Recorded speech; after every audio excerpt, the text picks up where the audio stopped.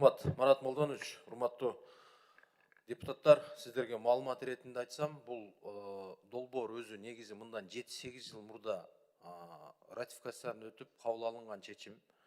Анан эми бүгүнкү күндө биз өзүңүздөргө белгилүү болгондой көчмө жыйын өтүп, Камбарата 2-ни жеринен көрүп келгенбиз.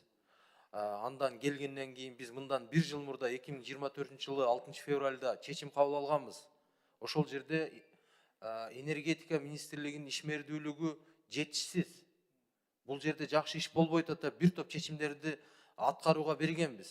Бүгүнкү күндө ошол биз айткан чечимдердин бири да аткарылган жок. Анан айласыздан бүгүн кайрадан ошол жерде чечим кабыл алганга туура келип атат. Ошондуктан эми урматтуу Насипбек Асматович, президенттин өкүлү Эрнис мырза, мынау сиздердин мынау министрлигиңиздердин орун басарынын депутаттарга жооп бергенин даярдыгын көрүп атасыздар. Бул жерде 110 миллион боюнча сөз болуп атат. 110 миллиондун 1 миллионго жетпеген акчасын эч кандай ишмердүүлүгү жок, иш боло элек консультация кызматына гана берип, ошонун алкагындагы суроолорго толук кандуу жооп бере албай атасыз. Сиз бир аз даярданып келип, бир так бир 2-3 сөз менен эле чекит коюп, бул баштала элек долбоор үчүн ушунча талкуу кылып атабыз.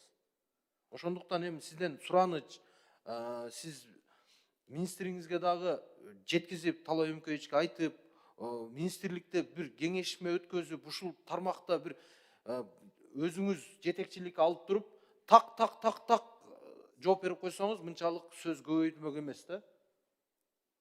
Эми туура сиз бул жумушка келгенге чейинки болгон долбоор экен. Ошон үчүн аксап атасыз, сүйлөй албай атасыз. Бирок даярданып келсе болот да.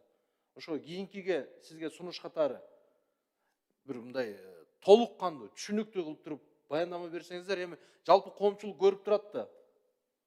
Жалпы коомчулук угуп атат биздин ишмердүүлүгүбүздү. Ошондуктан сиздерден эми сунуш катары сизге мындай тагыраак маалымат менен келсеңиз жакшы болмок да.